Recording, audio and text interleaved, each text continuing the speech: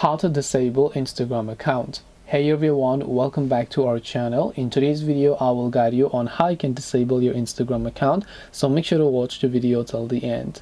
In order to disable your Instagram account, all you have to do is go ahead and then first of all make sure to launch the Instagram application here.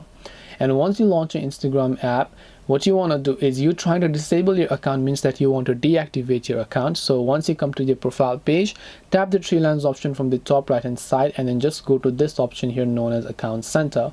Once you go to the option called Account Center, go to the option called Personal Details and go to Account Ownership and Control, Deactivation or Deletion. Select your Instagram account here, and once done, just select Deactivate Account, tap on Continue, enter your password, and your Instagram account will get deactivated or also disabled temporarily. If you want to reactivate it, you just need to try to log in and your account will get automatically reactivated if you want that later on.